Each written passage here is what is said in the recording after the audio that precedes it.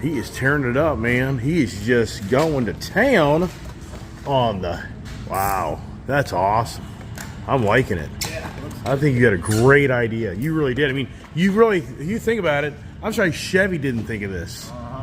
You know what I mean? Exactly. For this package that they did. They were doing the tailgates. Yeah, right. In the factory, I'm like, well, why don't they? Yeah, you're rocking, man. You're rocking. You're doing a lot better than you thought you'd be able to do on this. That's awesome. I like it. Good job. Thank you. We help contribute to the payroll. That's the goal.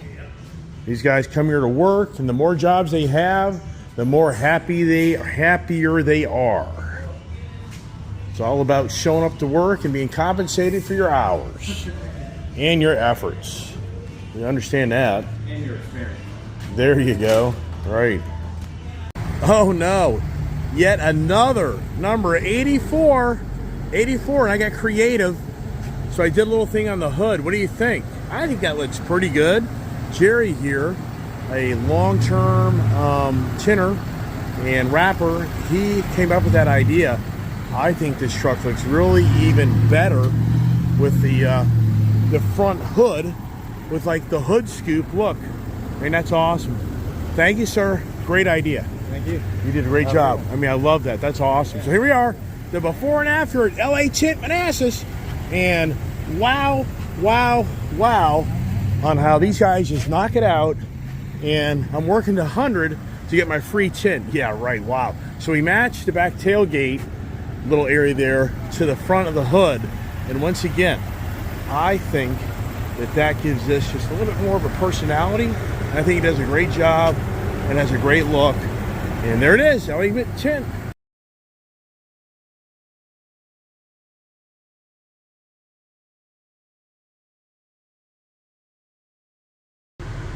Let's get out of here before we spend any more money. This is so cool. I'm so glad Jerry had a better idea. Jerry, the tint master here at LA Tint, really great guy. He's been tinting most of his life. And he came up really with a great idea on how to handle this truck's hood, because I think that my vision was we'll just do the whole hood. But he was like, no way, man. Just kind of personalize it, which I think that's such the better way to do it. So very impressed. I think it looks really good. And it's another day living out of the truck, the Bison, and boy, just the construction doesn't end. And you have to say, my guess is this will be a storage unit facility, which I give credit for people that create these businesses that are storage facilities, because that's good money in that business. Should I be in that? And here you are with just a lot of trucks. So it'd be very easy just to take the assumptions that Ford and other dealerships can't move product, but they do. If you watch my channel, look at me, right? Hey, look at me. What's going on? Just yet another construction project. What's happening there, right? Yeah, so really cool. So now let's get off the hood and let's talk about the front window. Huge difference now, and you feel like your privacy. That's what I like about the window tint, is you just feel of your own privacy in your truck, car, SUV, whatever vehicle you're driving, and it just gives it to me that comfort feeling that you just feel, I think, more secure, and it's so much cooler in the vehicle. It's a huge difference. And having the rear view camera capability with the rear view backup capability, why do you need your rear window? I mean, if you think about it, with this new technology of the rear view camera, it replaces the rear view mirror. Why in so many ways would you be worried about your back window being blacked out or not? And that's why I did that. And it went a little darker, and yeah, you come to every state has different laws of what's legal and not, but I'm good. I think it looks really good, and the truck I think is going to be even more cool, and having the truck be a white surface for the most part is even more. So we matched the back tailgate. Travis back there was more on me being the satin finish, which isn't a gloss, but it's a little more shinier of a surface over this matte surface. And but I think the matte goes with the tailgate, so I really like that. And I like how the interior now is a little bit more private for me. Yeah, I talked enough about that, right? So yeah, here we are. Not a real long video today. I did a lot of yakking yesterday, so this won't be quite that as I get up the road here, and it's just a lot of traffic. And the other day I was thinking, where's the temperature thing on this vehicle? And there it is. So that's really cool. It has the trailer status. Got to change that here in a second. So all right, let's get up the road here, enjoy the Bison. But what do we get on fuel economy? Let's see if it's getting any better. Oh, that's so funny. So what's really weird here is, okay, it's so interesting that now it's, why'd it go to that? That's interesting. So 15, this is more about, I guess, me idling the truck for quite a while. That's, instantaneous. Versus this is real to average. So interesting. There's Rip-Off Lindsay. That place is a rip-off. Yeah, ask me how I know. Wow, even for me, living in this D.C., Virginia, Maryland area, I am blown away how it's only 3:14. It's not even the school time of year, summer months, and look at this road here. I mean, it's just beyond believable. Now, when I moved here and I was just a kid, this was a 2-lane road. It was a 2-lane road, yes. I mean, so wow, just look at the amount of traffic in this area when it's not even like 5 o'clock yet. So, incredible. Yeah, as we're getting up the road, and loving my windshield strip. I like that. Just really cuts down the glare. It's all with the glare. I talk about this often on my channel, but as you get older in life, protecting your eyes from that sunlight is a huge difference in your vision as you get older. Just can't emphasize enough. I know some people are like, oh, those glasses make me look like an old man or old woman. Who cares? Do you want the well-being of your eyes, or do you want to look pretty, but you can't even see yourself because your eyes are getting destroyed? Yes. Very important. Living in darkness, right? The Gothic. Iceman's going Gothic on us. What the hell is wrong with that guy? He's losing it. Had a good conversation for tomorrow. Yeah. Yeah, you should watch and listen to my morning conversations. I got a good one. I think I have a good one tomorrow. We'll see. But I think I got a good one. Yeah. You have to stay tuned for that. As we rock on home with all the data centers here just out of Washington, D.C. area, where they have footprinted a gazillion data centers. So if this country ever got bombed, they're going to bomb the whole D.C. area and just obliterate all this freaking data infrastructure. Just beyond unbelievable. It just kind of befuddles me that that's what they do. Hope I'm wrong.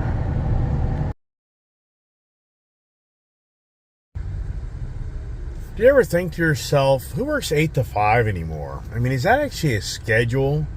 I mean, here it is, 3:30 in the afternoon, and the traffic is just, it just doesn't stop. I mean, sincerely, I don't really think the 8 to 5 job exists anymore. There's just too many variables. People are remotely working, people work retail, people work construction, people that go to offices. I don't know. I just think that the good old days of the 8 to 5 traffic, it just doesn't exist anymore. In this area here, it's the all-day traffic. I mean, yes, all-day traffic. I think in this area here, by 2:30, the traffic begins. Traffic doesn't really end until usually like 10 in the morning when you're driving around, but then it's back by, there's a window frame, I think there's a window time frame in this area for about 10:30 to 2:30. 10 to 2, that's about it at best. But we're not even in school session, right? In the busiest time of year, though, comes back in. It even gets worse because you have many more parents are on the road to go get their kids from school and school buses. There's none of these routines. Wow. I mean, it's just nothing new. Not complaining. Just saying, for anybody out there that lives in other parts of the country, do you see what I see, where it seems like the 8 to 5 routine is not really the ball game anymore? It's a good old Travis back there right when I was leaving LA Tint. He opened the door and goes, "You should have gone satin." I like the flat. I like the matte finish. I think that goes more with the tailgate, and it goes more with the truck. Now, this is a black truck. I don't think they could have done this today, but at the same time, why would I put a black finish on a black truck? But if I want to do anything, because it's just so hot on that paint. It's interesting to see this truck's manners with adaptive cruise control. So I'm not doing brake and pedal or gas and brake. But see here, look, this is freaky. Because this thing really takes off. It really just, but I don't have this thing set. I'm going to set it back to 2 instead of 1. 2 car lengths instead of 1 to kind of get this attitude off this thing. Because this thing's aggressive. It really does take off. And it's really interesting how the Ford product, this is what drew me.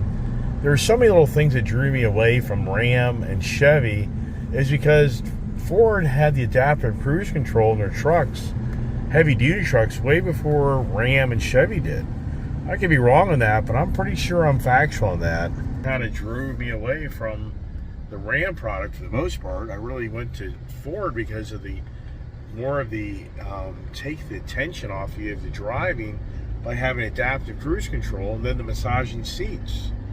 Now, as far as I know, I don't think Chevy has massaging seats. They have what I call the butt vibrator that, yes, some people may take it the wrong way, but the tuchus vibrator, where when you're backing up and you're near something, the seat on the left or right side starts to vibrate.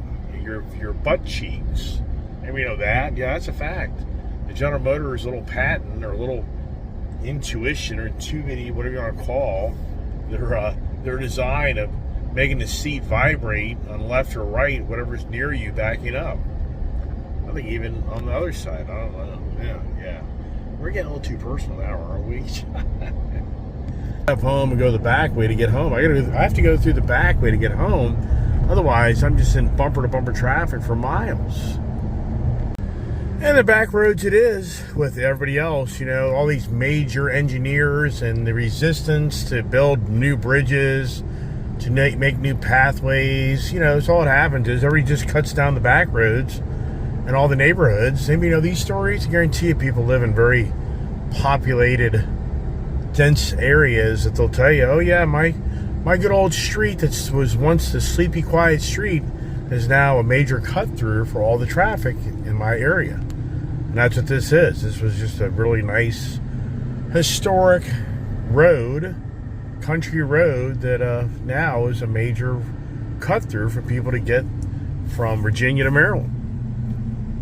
Now, one of my subscribers said, hey, why don't you turn on the exhaust brake and see if that helps the braking? And I just thought of that, and I did do that. And yeah, it helps somewhat. It's a good idea. I like it.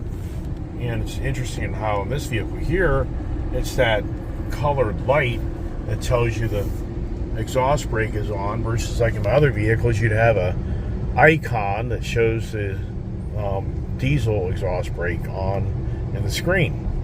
So it's interesting how each engineer of each company makes cars and trucks and how they come to closure, what they think makes sense versus the others. It's a very nice road, but once again, it's all because of the big guys are not wanting to expand roads, and then the people that own property don't want you to touch their land to let you build a road through it. Yeah. There's the Waterford pool, kind of quiet, but I can kind of get that. My pool, just at these little bit cooler days, that water is cool. You really need the hot days to keep those non-heated pools like mine to stay warm. See how nice and quiet this truck is. Isn't that so nice? And everybody watching my channel, the brakes are really good. It's just they're different from my other vehicles. It's kind of like Kirby's truck. Those brakes feel funky. The Kirby truck, right? Their Kirby truck, that's what people say, is when somebody takes and jacks a truck up, what do you expect it to drive like? Yeah, I know, I hear you. I, to this day, can remember in 1989 of driving through this town for the first time. Back when I was in sales in the oil industry, and I didn't live out where I live today. And I just remember driving through this nice town, and of course it radiated money. Waterford. I mean, just think of the name Waterford. What do you relate with that? With glass and china and, you know, dishware, whatever you want to say. So, and I just remember driving out here. It was just this really quiet road, nobody back here. But look at this here. See this here? This is 3:46 in the afternoon in this DC metro area, and it's literally bumper to bumper traffic on the back roads because people don't want to be on the other main arteries where, I don't know what this girl's doing. This is so strange. Can you see what this girl's doing in her car right now? Sounds like she's bending over to do something. Strange. Yeah, so everybody's using this road to avoid the main roads that are bumper to bumper traffic like this. And then you'll see a bunch of people probably make a left-hand turn up here, which goes to a whole nother road, which goes to take you to really where we ride our motorcycles over into Brunswick, Maryland. And there was no stop sign here years ago, so the neighborhood intentionally put the stop sign up to force people to slow down from coming through here at a very high rate of speed. And every now and then, police do sit down here. So if you're watching, a lot of people are turning left up here because they're going to go down to a whole other part of town. They have to literally drive through the town of Waterford. Then they get a little further up the road, and then there's a major road that drives all the way over to Lovettsville, Virginia, that eventually connects into the Potomac River bridge that takes you into Maryland. So a lot of those people there live in Maryland. And then here, typically these people that are in front of me now, they're just going to go over the hill, the back way, to get way up the road from a major road that's where I live, and it'll be backed up for like 10 miles. So it'll take this road to basically eliminate 10 miles of backed up traffic so they can get ahead of it. And you move. And there you go. And there's Waterford Elementary School. And if you move to Waterford, Virginia, you're going to be looked at as you're a very successful, well-to-do, rich person. If you get that zip code, Waterford, Virginia, you'll be looked upon as like, oh, wow, you live in Waterford, Virginia? Wow. Yeah. And if you watch my channel a lot, you'll see when I ride my motorcycles, these are the back roads we take to get out and in. And this is some really beautiful properties. At one time, I'm not embellishing, I thought I could have bought that property back in the 2000 year when I had my property offered. I had a good offer on our property, and I looked at that house, but the house was for sale, and it's a cookie cutter house. And what people would say is, there's no way it's a cookie cutter house. Right. Because a cookie cutter house is where everybody's house looks the same. That's a neighborhood. But inside that house, the rooms are so cut up. There's a gazillion rooms. So it's not like a really open house. There's just gazillions of rooms and hallways and bedrooms where it's a very enclosed house. This is a beautiful house here. And I met a guy my age that used to own that was a very successful real estate broker in New York. And he lived there. He was a bachelor, had a young son, and I met him at the gun shop. And he lived there probably like 4 or 5 years, and then he sold it to a guy that's probably, I would say, in his late 60s. And he seems to be just a single older gentleman that has no family and lives there. And that's a high-priced home right there. And now what's really happened in my own backyard in this area is there's now major development, major construction of all this farmland where the custom homes are being built, and you're typically buying a 3 to 5 acre lot, and they're all $1 million, $1.5 million homes, if not close to $2 million homes. So this whole area, neighborhood area for me, if you want to live out in this area, it's really created the $1 million neighborhood. because people are paying that, and that's what, once people start paying $800,000, $900,000, $1 million for homes, then it just reinforces that your home is worth every bit of this. And when I moved here, this was just all farmland and nothing was here. So these homes here, these are all $800,000. It's an $800,000 home, if not more. 800. Here's one for sale, or is it under contract? That home's probably listed for $1 million, $900,000. And eventually, I guarantee you, this side of the property will be the same thing. This will all be eventually, because and people always say, but why are these all spread out like that? Well, it's because it's not sewer water. It's not, I should say, it's no sewer and no water out here. So this is all well water and septic fields. So they can't build a gazillion houses on these lots because they don't have the infrastructure from the town to supply water and sewer. So you have to have these homes built on 3 to 5 acre lots so that people can have septic fields and wells that won't infringe upon each other's property. That's why you have the country setting out here, because the major infrastructure of wells and waters and sewer doesn't exist. All right, as we come home to the compound, it looks like I'm back. Is anybody home? Is anybody home at the compound? The Ice HTV compound. Anybody home? And here he is. Look at that. Look at the camera. How about that? Pretty cool, right? The doggies are all inside. We'll do the big shebangy rangy langy of the big ass truck. It's a big ass truck, that's for damn sure. I mean, it really is.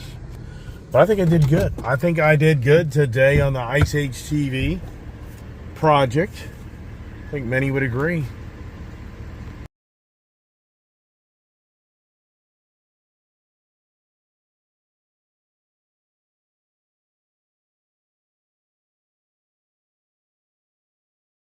All right, everybody. That's a day for me. Another Ice Age TV adventure on the Chevy